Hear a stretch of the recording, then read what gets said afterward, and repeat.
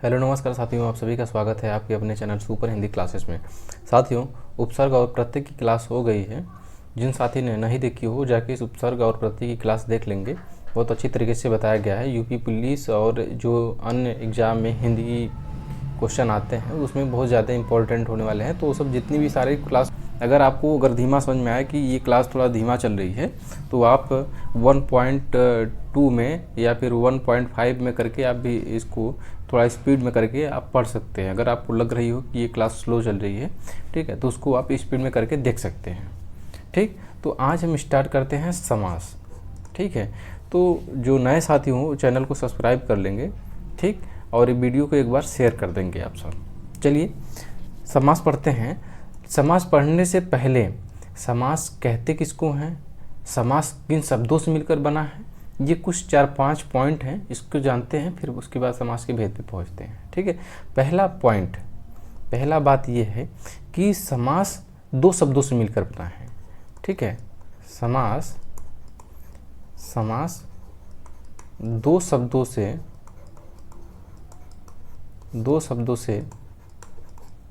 मिलकर बना है।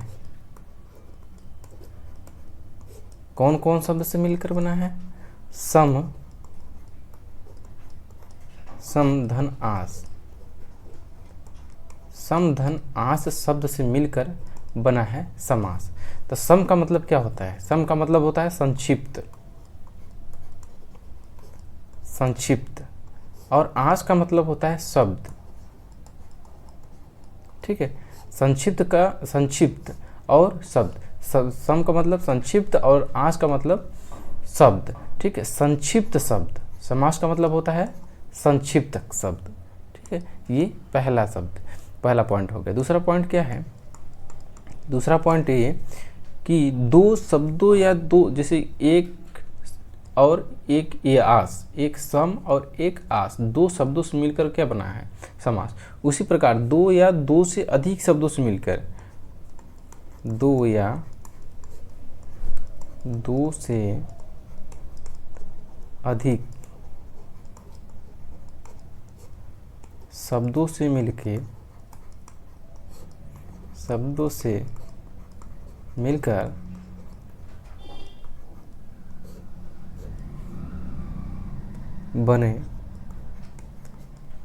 बने हुए नए सार्थक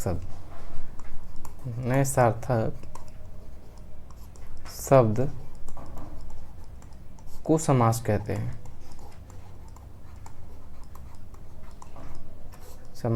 हैं। ठीक है, दो या दो से अधिक शब्दों से मिलके बने हुए नए सार्थक शब्द को क्या कहते हैं? समास कहते हैं। ठीक है, सार्थक शब्द कौन से होते हैं ये मैंने कई बार बता चुके हैं आप सबको। जो पिछली वीडियो ने देखे हों वो देख लेंगे। और बाकी ये ऊपर जो है समधनास समास बन गया। समास एक सार्थक शब्द है। ठीक है, इस प्रकार से। तीसरा पॉइंट क्या है? तीसरा पॉइंट समासिक पद या फिर समस्त पद। समस्त पद या समासिक पद। समासिक पद क्या होते हैं? तो देखिए, जैसे समास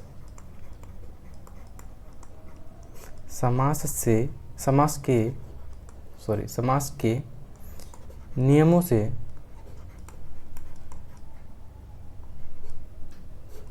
से बना शब्द क्या कहलाता है? समस्त पद या फिर समासिक पद। समस्त पद कहलाता है। ठीक है, चौथा पॉइंट क्या है? चौथा पॉइंट समास विग्रह क्या होता है? समास विग्रह के बारे में बात करने वाले हैं। तो समास विग्रह क्या होता है? तो समास विग्रह समस्त पद के सभी पदों को अलग करने की जो विधि होती है ना, उसी को समास विग्रह कहते हैं। समस्त पद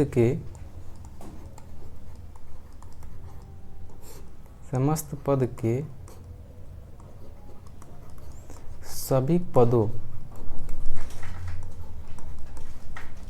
सभी पदों को समास के सभी पदों को अलग अलग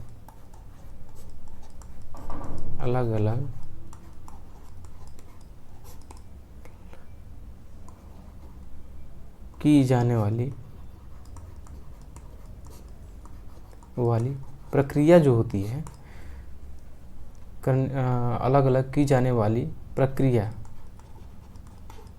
प्रक्रिया समास विग्रह कहलाता है। विग्रह कहलाता है।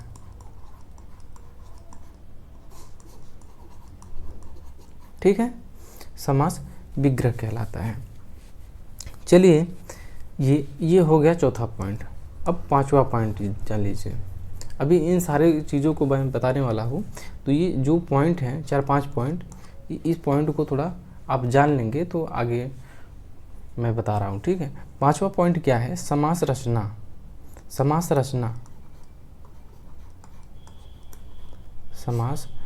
समास रचना में प्रायः 2 पद होते हैं। समास रचना में प्रायः 2 पद होते हैं। कौन कौन से पद होते हैं? 2 पद होते हैं। कौन कौन से पद होते हैं? एक होता है पूर्व पद और एक होता है उत्तर पद। पूर्व पद उत्तर पद मतलब, चलिए देखिए, जैसे कि राजपुत्र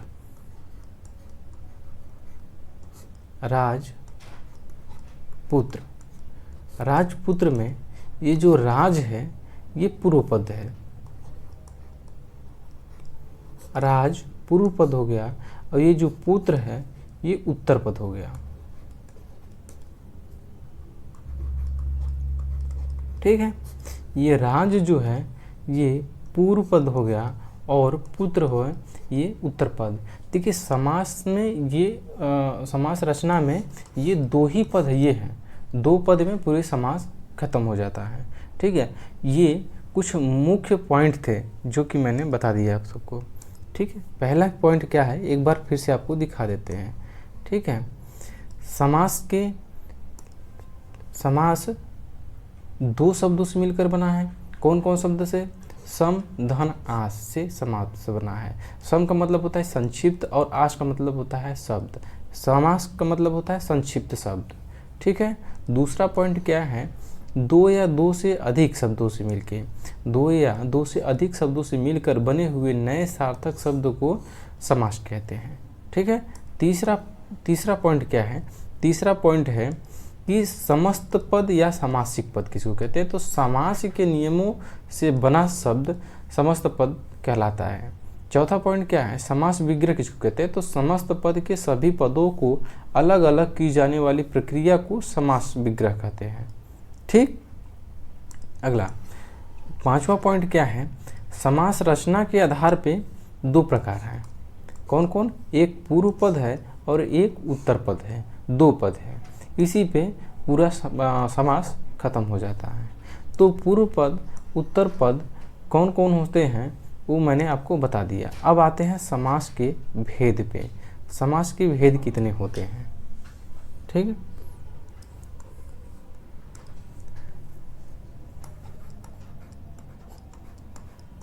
समास के भेद।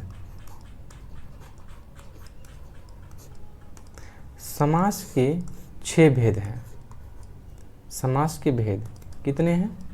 6। कौन कौन से? ये पहला, दूसरा, तीसरा, चौथा, 5वां और 6ठा। कौन कौन से हैं? पहला अव्ययी भाव। अव्ययी भाव समास। पहला अव्ययी भाव समास, दूसरा तत्पुरुष समास, तत्पुरुष समास, और तीसरा कर्मधारय समास, कर्मधारय समास।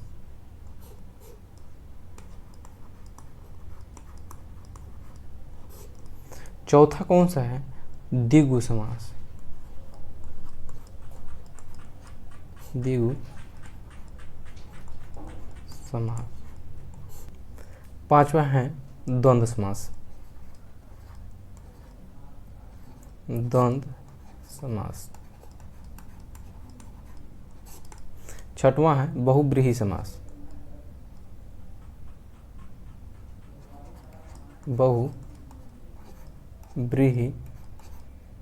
बहुव्रीहि समास।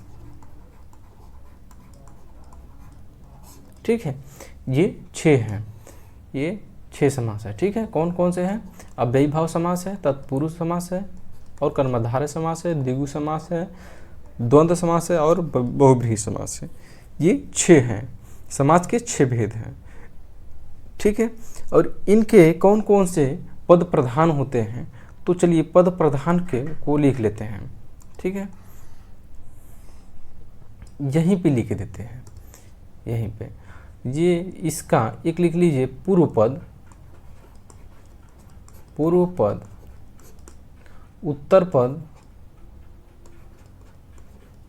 उत्तर पद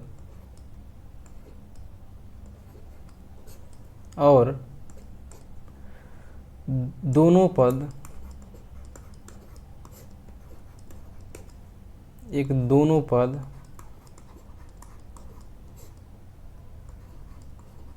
अप्रधान। ये क्या है? पहला पूर्व पद प्रधान, ठीक है, ये उत्तर पद प्रधान, ठीक है, ये दोनों पद प्रधान,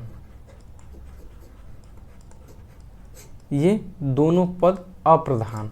तो कौन कौन के से समास के दोनों पद प्रधान हैं और कौन के दोनों अप्रधान हैं? तो देखिए, अव्ययी भाव समास का पहला पद प्रधान होता है। ठीक है, यानी पहला को कहते हैं पूर्व पद, अव्ययी भाव समास, अव्ययी भाव समास। अव्ययी भाव समास का पहला पद पूर्व पद या पहला पद प्रधान होता है, दूसरा पद या पूर्व पद प्रधान होता है किसका? तत्पुरुष समास। ये तत्पुरुष समास और कर्मधारय समास और द्विगु समास, ये तीनों, ठीक है, ये तीनों का उत्तर पद प्रधान होता है। ठीक है, द्वंद्व समास का दोनों पद प्रधान होता है, दोनों पद प्रधान होता है द्वंद्व समास का, और दोनों पद का अप्रधान होता है ये बहुव्रीहि समास। ठीक है, दोनों पद अप्रधान होता है बहुव्रीहि समास। बहुव्रीहि समास में दोनों पद प्रधान न होकर, अप्रधान होकर कोई तीसरा पद प्रधान होता है। ठीक है, ये द्वंद्व बहुव्रीहि समास में।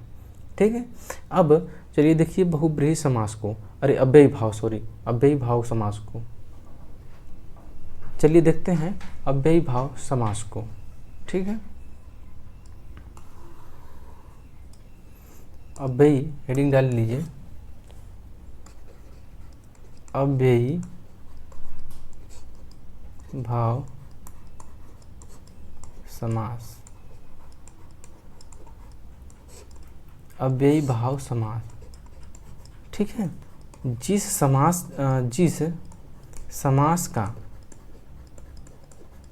समास का पहला पद, जैसा कि मैंने बताया, पहला पद प्रधान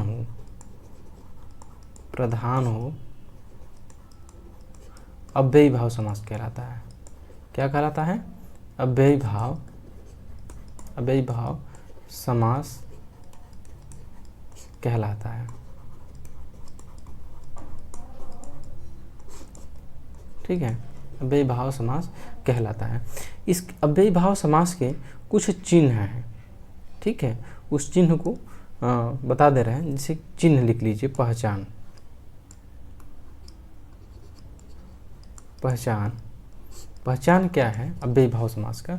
जैसे कोई उपसर्ग आ जाए, ठीक है, जैसे कि अनु, ठीक है, अनु आ गया, आ जाए पहला पद, ठीक है, या फिर प्रति आ जाए, या भर आ जाए, यथा आ जाए, यावत आ जाए, हर आ जाए आदि। ये अगर शब्द आ जाते हैं पहला पद या पूर्व पद, तो वो क्या होगा, वो कौन सा समास होगा? तो वो अव्ययी भाव समास होगा। जैसे देखिए प्रतिदिन, एक यहाँ पे लिख लेते हैं पहला पद, ठीक, यहाँ पे दूसरा पद,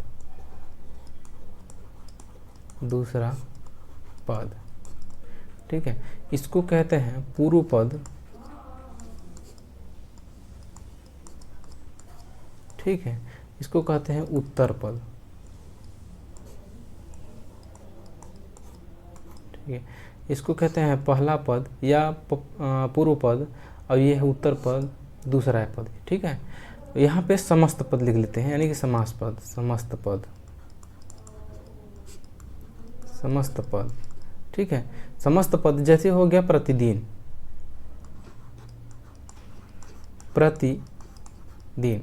प्रतिदिन हो गया।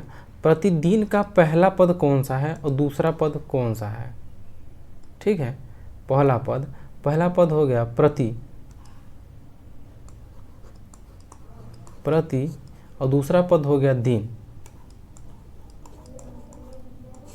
प्रति पहला पद हो गया, दूसरा पद हो गया दिन, ठीक है। इसका जब विग्रह करें, यहाँ पे विग्रह लिख देते हैं, विग्रह, इसको जब विग्रह करेंगे तो इसका विग्रह होगा प्रत्येक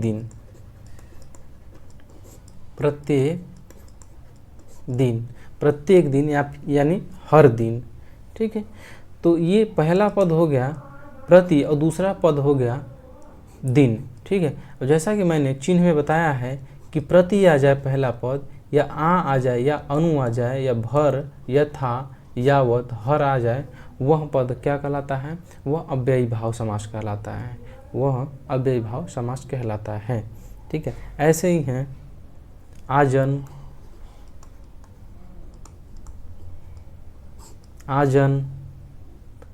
यथासंभव,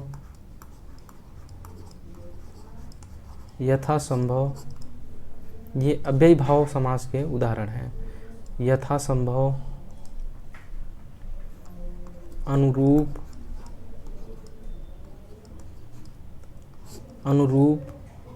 भरपेट,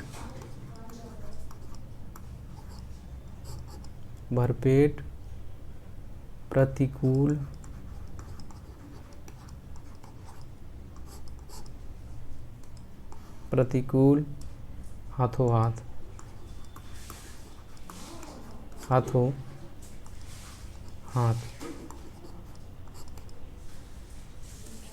ठीक है।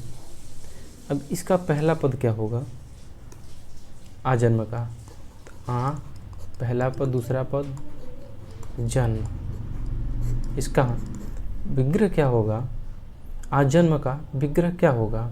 जन्म से लेके, आजन्म मतलब जन्म से जन्म से लेकर, ठीक है। यथासंभव का पहला पद क्या है? यथा। दूसरा पद क्या है, या उत्तर पद क्या है? संभव।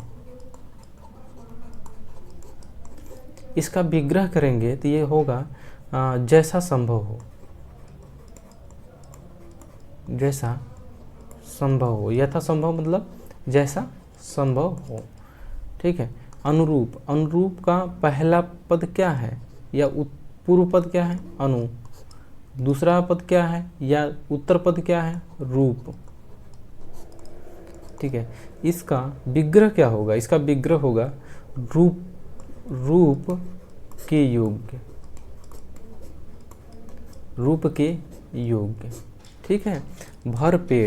भरपेट में पहला पद क्या है? भर। दूसरा पद क्या है? पेट। ठीक है, इसका समस्त पद या विग्रह, समस्त पद भरपेट का विग्रह क्या होगा? पेट भर, पेट भर के। ठीक है, इस प्रकार से। इसमें पूर्व पद क्या है? प्रतिकूल में इसमें पूर्व पद है प्रति। उत्तर पद क्या है? कूल। विग्रह क्या है? प्रतिकूल का विग्रह बताइए क्या होगा? प्रतिकूल मतलब कुल के अनुसार नहीं, विरुद्ध है। प्रतिकूल, प्रतिकूल मतलब इच्छा के विरुद्ध, इच्छा के विरुद्ध, इच्छा के विरुद्ध। हाथों हाथ मतलब हाथ, हाथ, हाथों हाथ का मतलब हाथ हाथ। इसका विग्रह क्या होगा? इसका विग्रह होगा हाथ ही हाथ में, हाथ ही हाथ में। इस प्रकार देख रहे हैं, पहला पद क्या आ रहा है? प्रति, आ, यथा, अनु, भर, प्रति, हाथ। ये शब्द पहला पद अगर आ जाए वहाँ पे पता चल जाता है कि ये अव्ययी भाव समास है। ये अव्ययी भाव समास के चिन्ह हैं। ठीक है, यहाँ देख रहे हैं इसके विग्रह में जन, जन से लेकर। ठीक है, पहला पद है। ये क्या है? जैसा, रूप के योग, पेट भर, इच्छा के विरुद्ध, हाथ ही हाथ। देख रहे हैं, ये पूर्व पद प्रधान है। ठीक है, इस प्रकार से ये है अव्ययी भाव समास। ठीक है, ये अव्ययी भाव समास के कुछ उदाहरण हैं। ठीक है, अब दूसरा पढ़ते हैं तत्पुरुष समास।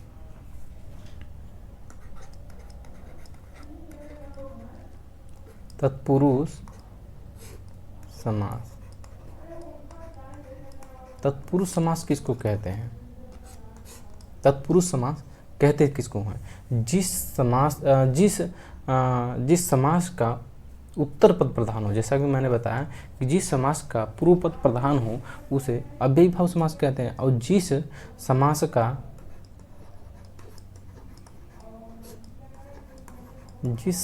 का उत्तर पद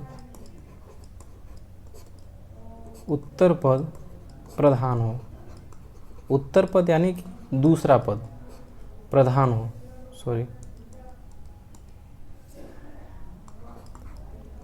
प्रधान हो, क्या कहलाता है? तत्पुरुष समास, तत्पुरुष समास कहलाता है। तत्पुरुष समास कहलाता है।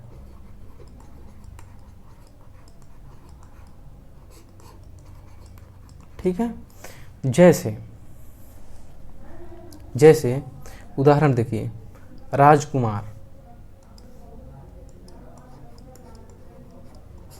राजकुमार। ठीक है, राजकुमार का विग्रह करिए, राजा का कुमार, राजा का कुमार। ठीक है, तो कौन सा पद प्रधान है? उत्तर पद यानी कि दूसरा पद। और दूसरी चीज कि ये कारक का लोप है। एक चीज इसमें और लिख लीजिए, जिस समास का उत्तर पद प्रधान हो तथा कारक लुप्त हो तत्पुरुष समास कहलाता है। ठीक है, कारक क्या होता है? लोप होता है कारक का। ठीक है, तो जैसे राजकुमार, राजा का कुमार। ठीक है, तो राजा का कुमार यानी कि राजा का लड़का है। कौन? कुमार। ठीक है, इस प्रकार से उत्तर पद प्रधान है ना, इसलिए इसे तत्पुरुष समास कहते हैं। जैसे एक और लीजिए, धर्म ग्रंथ। धर्म धर्म का विग्रह करिए, धर्म ग्रंथ का, तो इसका होगा विग्रह धर्म का ग्रंथ, धर्म का ग्रंथ। ठीक है, और जैसे रचनाकार, रचनाकार, रचनाकार का विग्रह करिए तो रचना करने वाला, रचना करने वाला, रचना करने वाला को रचनाकार कहते हैं। ठीक, इस प्रकार से देख रहे हैं रचना करने वाला, धर्म ग्रंथ, ये सब दूसरा पद प्रधान, जो दूसरा पद प्रधान हो उसे तत्पुरुष समास कहते हैं। ठीक है, तत्पुरुष समास के कितने भेद हैं? तत्पुरुष समास के 6 भेद हैं। तत्पुरुष समास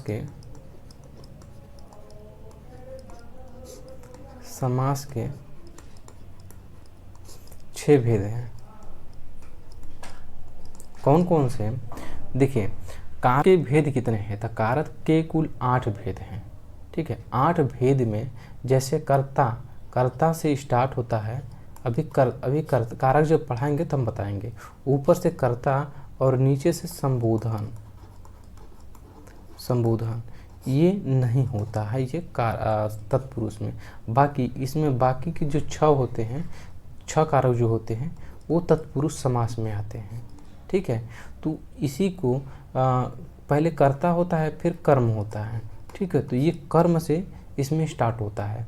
कर्म तत्पुरुष कहिए, कर्म तत्पुरुष, या फिर इसी को द्वितीय तत्पुरुष समास कहिए, कर्म तत्पुरुष, तत्पुरुष, कर्म तत्पुरुष, या फिर द्वितीय तत्पुरुष को कह सकते हैं। कौन सा? द्वितीय, द्वितीय तत्पुरुष समास कह सकते हैं। ठीक है, कर्म तत्पुरुष में क्या होता है?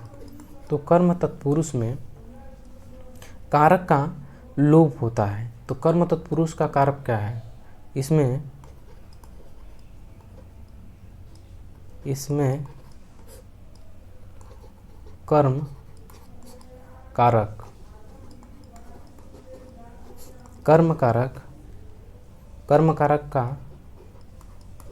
कारक क्या होता है? को का लोप होता है, लोप होता है। जैसे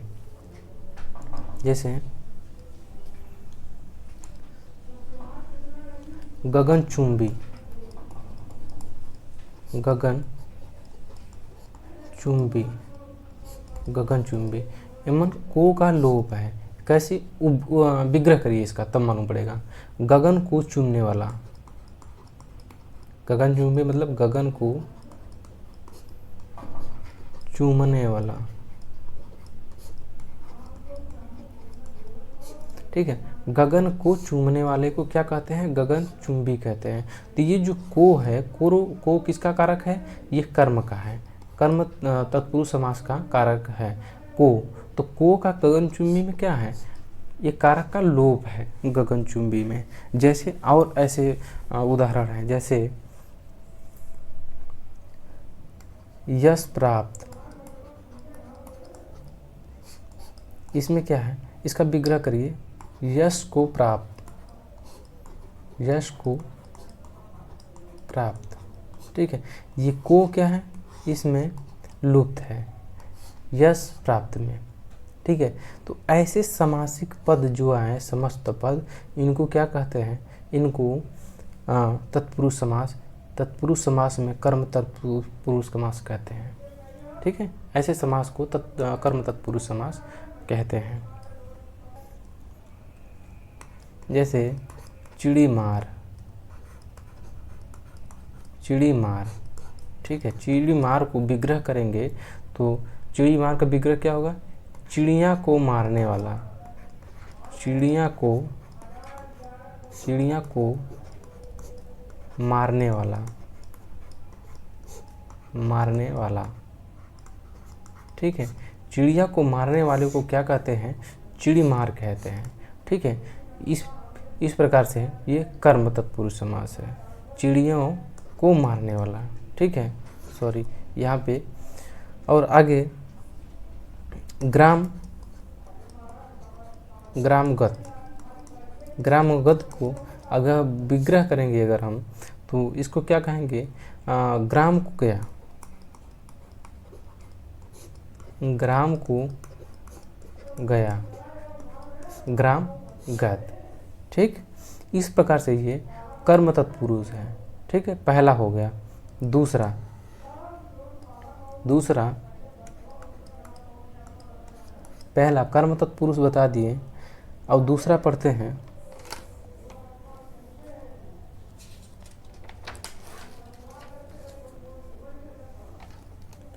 दूसरा कौन है, करण तत्पुरुष।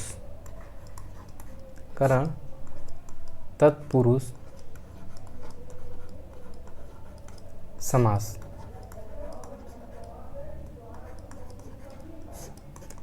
इसमें क्या होता है, इसमें करण कारक की विभक्ति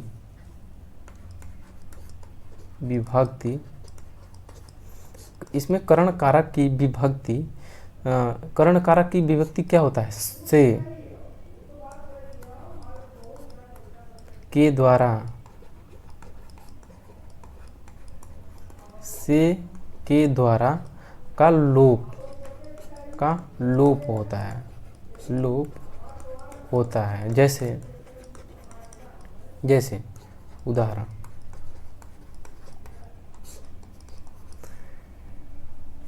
करुणापूर्ण।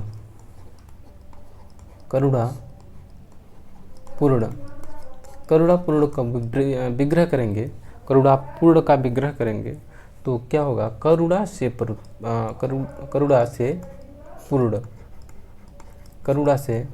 पूर्ण।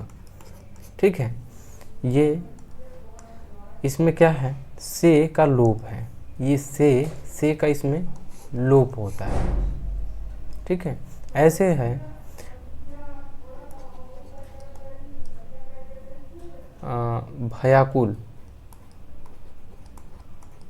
भयाकुल। ठीक है, भयाकुल का विग्रह करिए, तो भयाकुल का विग्रह करेंगे तो होगा भय से आकुल। ठीक है, भय से आकुल, भयाकुल। ये से का लोप है, किसमें, भयाकुल में। ठीक, आगे ऐसे है मन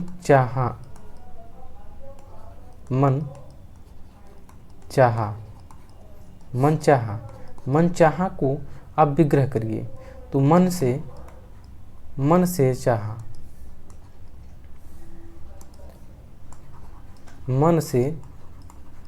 चाहा को क्या कहते हैं, मन चाहा कहते हैं। इसमें क्या है, से का लोप है। ठीक है, ऐसे है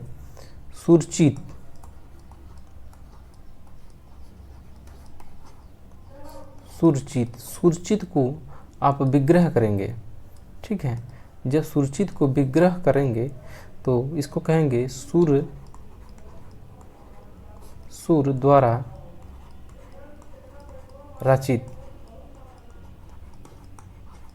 सुर द्वारा रचित को क्या कहते हैं, सुरचित। ठीक है, तो से और द्वारा इसका लोप होता है, किसमें, करण तत्पुरुष समास में। ठीक है, इस प्रकार से करण तत्पुरुष समास के कुछ उदाहरण बता दिए। अब अगला तीसरा कौन है, तीसरा है संप्रदान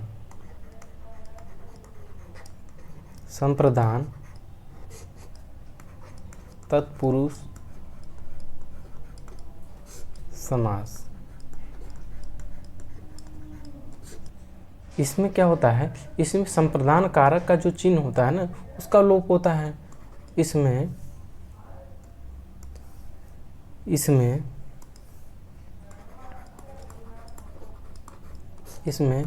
संप्रदान कारक की चिन्ह क्या होता है, संप्रदान के लिए इसका संप्रदान कारक का चिन्ह होता है, के लिए का लुप्त होता है, लुप्त होता है। जैसे उदाहरण देखिए, उदाहरण जैसे प्रयोगशाला, प्रयोगशाला, ठीक है। इसमें क्या है, के लिए का लोप है।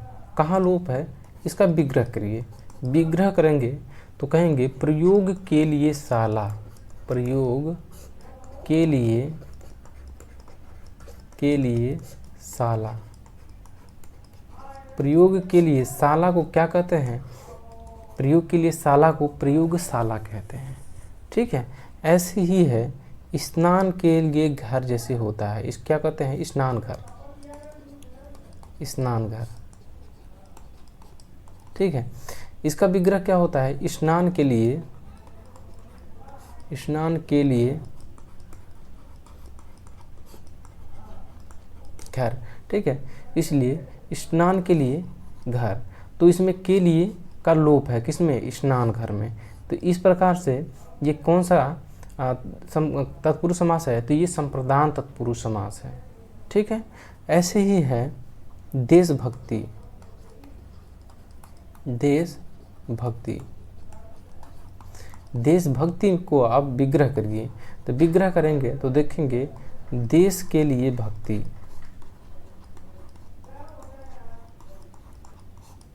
देश के लिए भक्ति को क्या कहते हैं, देशभक्ति कहते हैं। देश के लिए भक्ति को क्या कहते हैं, देशभक्ति। तो के लिए का क्या है, इसमें लोप है, इसलिए इसमें कौन सा तत्पुरुष समास है, तो संप्रदान तत्पुरुष समास है। कौन सा तत्पुरुष समास है, संप्रदान तत्पुरुष समास है। ये जो चीज़ बता रहा है, इस चीज़ को एक तरफ वीडियो को मिस मत करिएगा, ठीक है। जितनी भी क्लास हम ले रहे हैं, सारे क्लास को ले लीजिएगा। ये देखेंगे कि आप पुलिस में चाहे जो भी हिंदी का एग्ज़ाम, जिस भी एग्ज़ाम में हिंदी का क्वेश्चन आएंगे, उसमें एक भी क्वेश्चन आपके छूटने वाले नहीं हैं। इस तरीके से मैं बताने वाला हूँ। इस तरीके से ये जो मैं बता रहा हूँ ना, कि संप्रदान कारक में क्या होता है, संप्रदान कारक का चिन्ह लोप होता है। जैसे ही ये आ जाए कि प्रयोगशाला में कौन सा समास है, तो आप तुरंत कहेंगे प्रयोग के लिए शाला, यानी कि के लिए का लोप है इसमें। तो कौन सा तत्पुरुष समास, कौन सा समास हो जाएगा, तो कहेंगे आप तत्पुरुष समास हो जाएगा। तत्पुरुष में समास में अगर पूछेगा कि कौन सा तत्पुरुष समास है, तब पर भी आप बता देंगे कि ये संप्रदान तत्पुरुष समास है, ठीक है। इस प्रकार से जैसे और लेते हैं उदाहरण, जैसे डाकगाड़ी,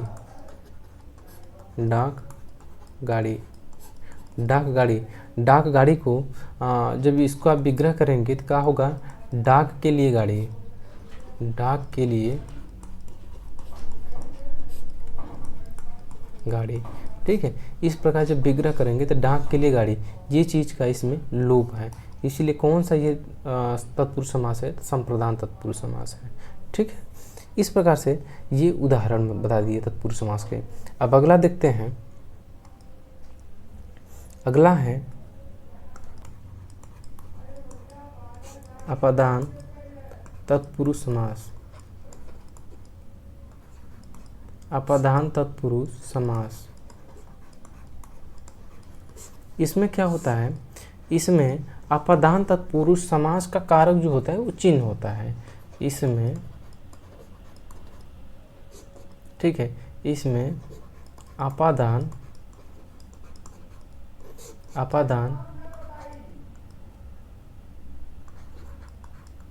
कारक का चिन्ह, अपादान कारक का चिन्ह क्या होता है, अपादान कारक का, तो अपादान कारक का चिन्ह होता है से का मतलब अलग होने की भाव, ठीक है। अपादान में क्या होता है, से होता है कारक इसका अपादान का, तो से का मतलब क्या होता है, अलग होने की भाव, अलग होने की भाव, ठीक है। ये से लुप्त होता है, क्या होता है, लुप्त होता है। जैसे धनहीन, धनहीन, धनहीन में क्या है, इसमें स का है, से कारक का, इसका विग्रह करिए तो विग्रह करने पे आप क्या कहेंगे, धन से हीन, धन से हीन को क्या कहेंगे, धनहीन। ऐसे ही है पथ भ्रष्ट, पथ भ्रष्ट, इसको जब विग्रह करेंगे तो इसमें देखेंगे पथ से भ्रष्ट, पथ से भ्रष्ट को क्या कहते हैं, पथ भ्रष्ट कहते हैं। ठीक है। ऐसे है पदच्युत, पदच्युत, इसको जब विग्रह करेंगे इसका, तो इसका विग्रह करने पे आप कहेंगे पद से, पद से च्युत, पद से च्युत। ठीक है। ऐसे ही है, आप भी और भी आप उदाहरण देखेंगे तो कहेंगे देश निकाला, देश निकाला।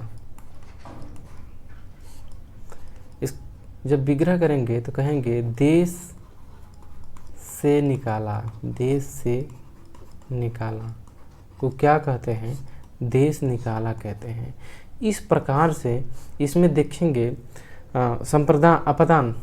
अपादान तत्पुरुष समास में देखेंगे कि से जो कारक होता है, अपादान का जो विभक्ति से होता है, इसका लोप होता है इसमें अपादान तत्पुरुष समास में, इसलिए ये होता है अपादान तत्पुरुष समास।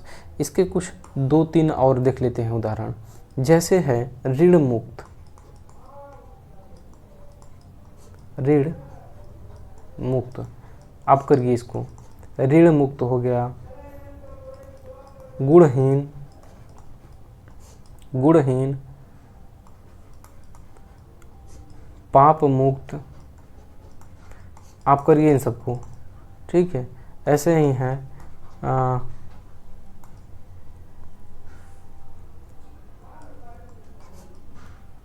ऐसे ही है जलहीन, जलहीन। ठीक है। अब इसका विग्रह करेंगे, आप विग्रह कर लिए होंगे, चलिए हम कर रहे हैं इसका। ऋण मुक्त, ऋण मुक्त मतलब ऋण से मुक्त, क्या कहेंगे, ऋण से मुक्त,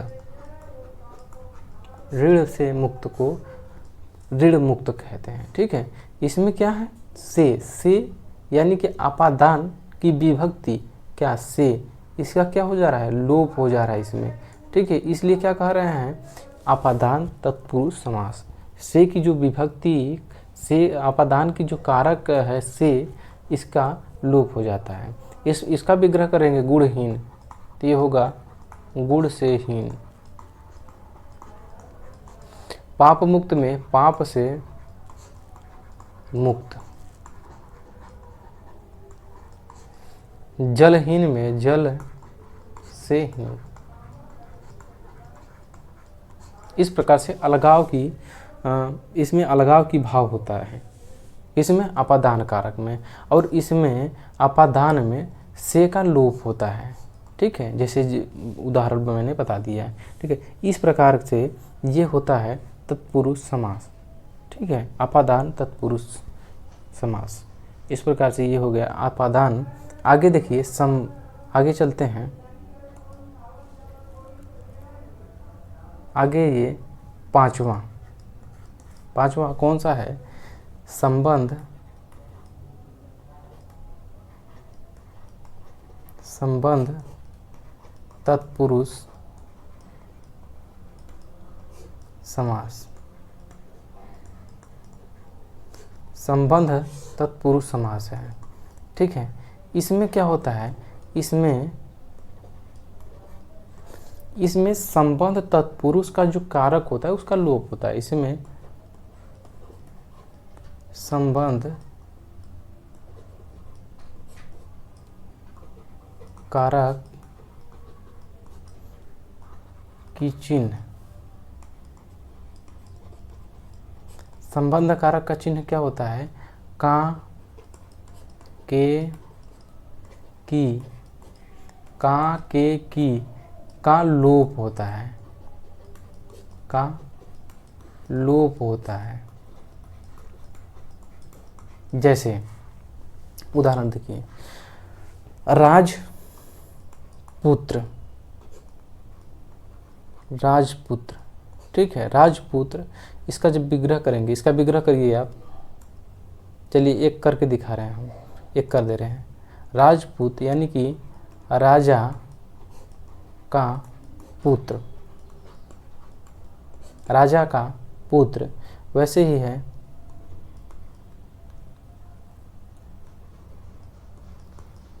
राजाज्ञा, इसको आप करिए विग्रह, ठीक है। राजाज्ञा लिख रहे हैं हम, अब आप विग्रह करते हैं, करिए, ठीक है।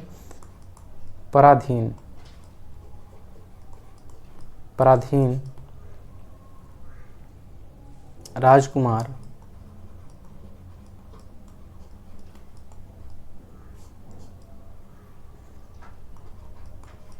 देश रक्षा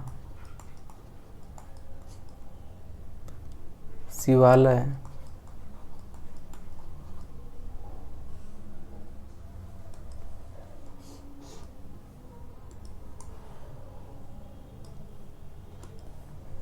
शिवालय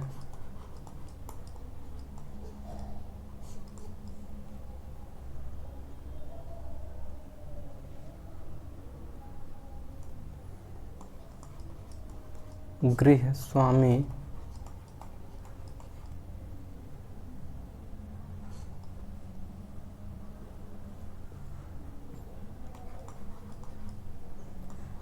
विद्यासागर, इन सब का आप विग्रह करिए, ठीक है। चलिए अब हम कर दे रहे हैं राजाज्ञा। राजाज्ञा का जो विग्रह आप करेंगे तो कहेंगे राजा की आज्ञा। क्या कहेंगे, क्या कहेंगे? राजा की आज्ञा। इसका विग्रह करिए पराधीन का।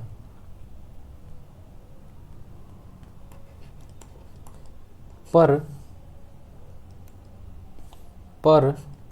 के अधीन, पर के अधीन। राजकुमार, राजा का कुमार, ठीक है, राजकुमार। देश, देश रक्षा का विग्रह करिए।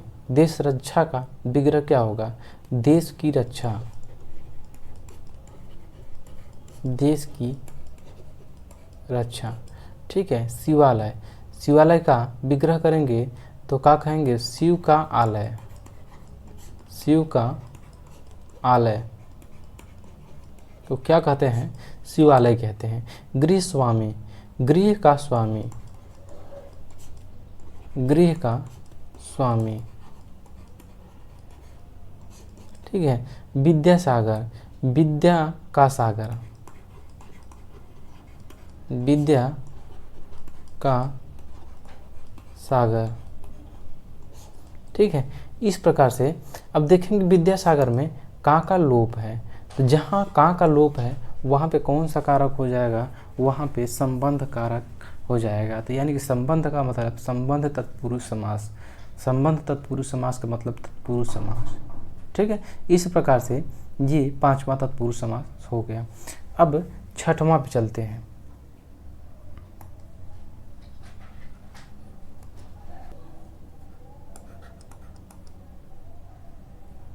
छठा कौन है? अधिकरण, अधिकरण तत्पुरुष, अधिकरण तत्पुरुष समास, अधिकरण तत्पुरुष समास, ठीक है। अधिकरण तत्पुरुष समास, इसमें क्या होता है? इसमें क्या होता है कि अधिकरण तत्पुरुष समास में अधिकरण कारक का चिन्ह का लोप होता है। इसमें अधिकरण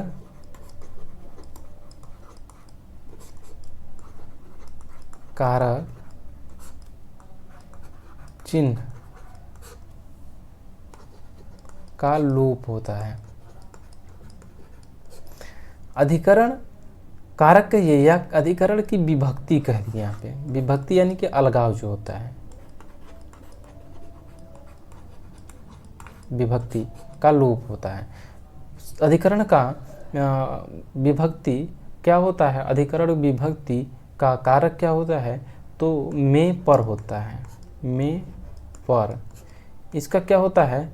लोप होता है, लोप होता है। ठीक है, लोप होता है। जैसे कैसे? जैसे शोक मग्न।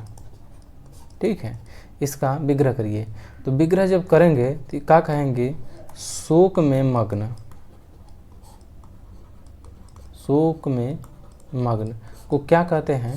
शोक मग्न कहते हैं। ठीक है, शोक में मग्न, ये में और प का लोप होता है। किसमें? अधिकरण तत्पुरुष समास। ठीक है, ऐसे ही है पुरुषोत्तम।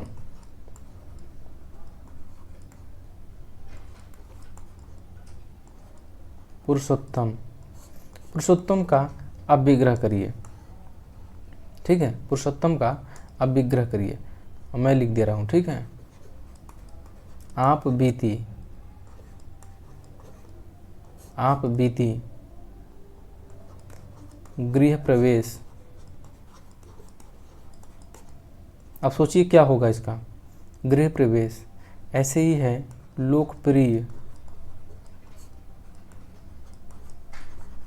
लोकप्रिय। ऐसे ही है धर्मवीर, ऐसे ही है धर्मवीर। और कलाश्रेष्ठ,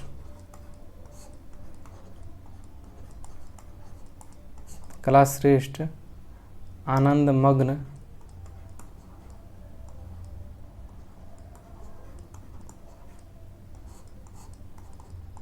ठीक है। अब इसका विग्रह करिए। पुरुषोत्तम, पुरुषों में उत्तम, पुरुषों में उत्तम को क्या कहते हैं? पुरुषोत्तम। आप बीती, आप पर बीती, आप पर बीती को क्या कहते हैं? आप बीती। गृह प्रवेश, गृह में प्रवेश, गृह में प्रवेश। ठीक है, आप गृह प्रवेश। गृह लोकप्रिय, लोक में प्रिय, लोक में प्रिय, ये लोकप्रिय। ठीक है, लोकप्रिय। धर्मवीर, धर्म में वीर, धर्म में वीर। कला श्रेष्ठ, कला श्रेष्ठ का विग्रह करेंगे तो कला में श्रेष्ठ, कला में श्रेष्ठ, कला में श्रेष्ठ को कला श्रेष्ठ कहते हैं। आनंद मग्न, आनंद मग्न का आप विच्छेद करेंगे, विग्रह करेंगे, सॉरी विच्छेद नहीं होगा, विच्छेद संधि का, संधि के अलगाव को विच्छेद कहते हैं और समास में अलगाव को विग्रह कहते हैं। ठीक है, तो इसमें विग्रह यानी कि आनंद मग्न का विग्रह करेंगे तो इसको कहेंगे आनंद में, आनंद में मग्न, आनंद में मग्न। इस प्रकार से देखेंगे कि अधिकरण तत्पुरुष समास में में और प का, में और प का जो कारक होता है, इस कारक है ये लुप्त होता है। कारक या फिर विभक्ति कह लीजिए। ठीक है, कारक या विभक्ति का लोप होता है, इसमें अधिकरण तत्पुरुष में और प का लोप होता है। इस प्रकार से आज जो ये तत्पुरुष समास के जो 6 भेद हैं, तत्पुरुष समास के जो 6 भेद थे, 6 भेद जो थे उसको बता दिया है मैंने। ठीक है, 6 भेद मैंने बता दिया, ऊपर अव्ययी भाव भी मैंने बता दिया है, और तत्पुरुष समास बता दिया। तत्पुरुष में जो 6 भेद है उसको भी मैंने बता दिया। और बाकी जो बचा है वह है कर्मधारय समास। ठीक है, कर्मधारय समास के बाद पढ़ाएंगे दिगु, द्विगु के बाद द्वंद्व, द्वंद्व के बाद बहुव्रीहि समास। ये आगे कल बताएंगे। और कल इसी में बता देंगे आपको तत्पुरुष समास में एक नन तत्पुरुष समास होता है, नन। ठीक है, नन जो तत्पुरुष समास होता है उसको भी कल बता देंगे।